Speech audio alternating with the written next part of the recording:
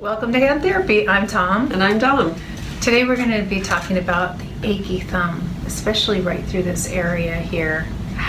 Yeah, so it's a really big place. One of the most common places for arthritis to form, especially osteoarthritis, which differs from rheumatoid arthritis because osteoarthritis has this kind of, it eats away the cartilage. I'm so sorry, I'm stammering, but it eats away the cartilage right in here, and then the body in its infinite wisdom starts laying bone down, which is really painful to that joint. Rheumatoid just destroys the joint. It's an inflammation process. So they differ a little bit, but these exercises will help quite a bit. All right, so we're going to start with lifting the fingers off of the table.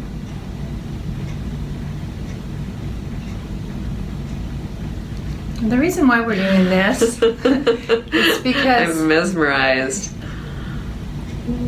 It's because there's tissue that supports both fingers, and you notice over time with arthritis changes, your hand kind of folds right through into kind of a fist where your thumb goes forward, and this helps stretch those joints out. And I'm going to even say it would be a good idea to do it with both hands, even if you're not painful in the other one. You can still stretch the joints and the tendons and have good movement in both hands. It's really important you listen to your pain if you do have a diagnosis of arthritis, because the arthritis, you can't just work through it. We have people that ask all the time, if I just squeeze a stress ball, well, that just makes it way don't worse. Do that. And speaking of squeezing, nice segue, using a large grip is going to be better for your joints. You might already naturally do that, but all of those OXO products or anything that has a built-up handle for doing work in the cookery. What's the cookery called? The kitchen. Working out in the cookery. Even the garden, when you're gardening, they just make bigger handle items, and you don't have to look in a special section or anything. It's called universal design, made for everybody, but it really helps those joints so that you're not doing this, gripping something with a really small grip. Very true. And this too. Oh yeah, that's horrible. So repeating this pinch like this, they used to say that this pinch would be the best for a person with this, it's called carpal metacarpal arthritis. But research shows now this, which is a lateral pinch, causes less pain and less deformity to that joint.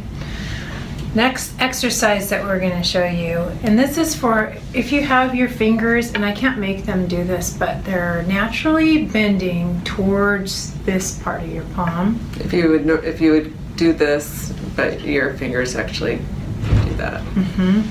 You're going to be doing something called radial walking, meaning coming towards the radius. So you're going to start with one index finger, then move your next finger over, fourth finger, small finger, shift your wrist, lift, move, 2, 3, 4, shift your thumb, and then 1, 2, 3, 4. I had a really awesome patient who used to put a glass of wine in his radial walking, and then he'd do enough till he reached this hand, and then he'd go. And it was his reward. His reward for doing his exercises. It's sort of mesmerizing too. It's very hypnotic. Probably bring you a lot of relaxation and zen. Heat is also key. So please use heat unless you're red hot and swollen. Red hot and swollen means ice. So heat, like paraffin, anything. Yeah, or you can even get if you don't have a heat pack too, if you don't have a paraffin hand dip, which are amazing, by the way, you should get one. We'll do another video on that.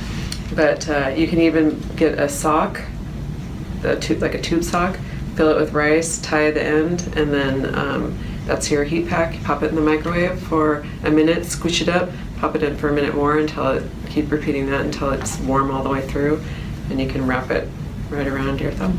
Make sure it's uncooked rice. It is really gross with cooked rice. Yeah, don't put a big glob of cooked rice in a sock. Ever. I hope this was helpful. Have a great day. Bye. Bye.